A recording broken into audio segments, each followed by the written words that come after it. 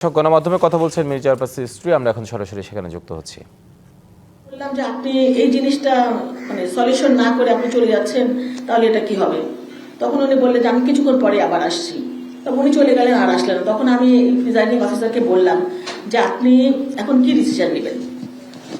উনি বললেন যে না, আমি একদম সিএসি বা সচিবের সাথে কথা না বলে আমি কোনো কাজ করবো না। মানে উনি কারো কথা শুনতে রাজি না। তো ওখানে আমি তো প্রায় আধা ঘন্টার উপরে ছিলাম হয়তো। তখন আমাদের ছেলেপেলেরা যারা পোলিং এজেন্ট ছিল তারা বলছিল যে এখানে অনেক ভোটের ব্যবধানে আমরা এগিয়ে আছি, আর এই ভোটগুলো দিবে কি দেবে। উনি মানে আমার সাথে তর্কাতর্কি হচ্ছিল যে আমি বলছিলাম যে আপনি যেটা লিগ্যাল সেটা করেন, যেটা আপনাদের নির্দেশনা সেটা আপনারা মানেন। উনি মানবে না। যখন মানবে না, আমি চলে এসেছি। ওখানে কিন্তু একটা ভোটও ওরা বৈধ করে নাই, 25 থেকে 27টা ভোট। এবং আমার কাছে তারপরে 7:30 8টার দিকে ফোন আসছিল আমাদের পোলিং এজেন্টদের যে আমাদেরকে এখন জোর করে বের করে দিচ্ছে, লাইট অফ করে দিয়েছে, সিগনেচার নিয়ে নিয়েছে, আমাদের এখন আর কিছু করার নাই। এই সাইফুল ইসলাম সবাইকে তারপরে বের করে দিয়েছে, লাইট অফ করে দিয়েছে, এবং একটা ভোটও ওখানে বৈধ হয় নাই।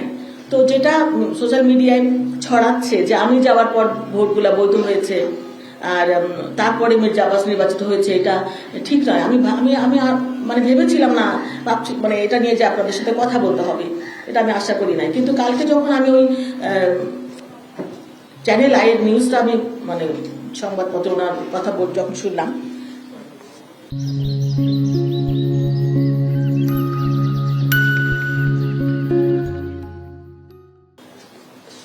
ওনার নাম হলো ইত্তেফাকের সাংবাদিক সালেউদ্দিন ভাই, উনি বলছিলেন যে আমি গিয়েছি এবং আমি যাওয়ার পরে ভোটগুলো বৈধ হয়েছে, তাহলে অন্য জায়গায় ভোট কেন বৈধ হবে না। এবং আমি গিয়েছি, এটা রাইট আছে, এটা উনি বলছিলেন যে উনি গিয়েছে, ওটাও ঠিক আছে, এবং ভোটগুলোও বৈধ হওয়া দরকার, এটাও ঠিক আছে। তো কথা হচ্ছে যে এখানে যদি বৈধ হয় তাহলে ওখানে হবে না কেন? তো ভাই আমি যেটা বলতে চাচ্ছি, কোনো ভোটই ওখানে বৈধ করে নাই। আর এইরকম প্রত্যেকটা কেন্দ্রে আমি তারপরে বের হওয়ার পরে শুনছিলাম ideal school, Kamalapur girls school, অনেক স্কুল, আমাদের প্রত্যেকটা কেন্দ্রে 70টা 75টা 40টা 50টা করে ভোট এরকম করে বাতিল করে দিয়েছে। এই ভোটগুলোকে যদি বৈধ করা হতো তাহলে কিন্তু অনেক কয়েক হাজার ভোট আরো বেড়ে যেত মির্জা আব্বাসের। তো আপনাদেরকে ডেকেছি এটার জন্য, কোনো ভোট বৈধ করা হয় নাই। তারপরও আমি রিটার্নিং কর্মকর্তার অফিসে গিয়েছি রাত্রে 9টার দিকে, এবং আমি লিখিত একটা চিঠি কমপ্লেন দিয়ে আসছি যে এই ভোটগুলোকে যেন বৈধ করা হয়, কিন্তু এখন পর্যন্ত সেটা করা হয়নি।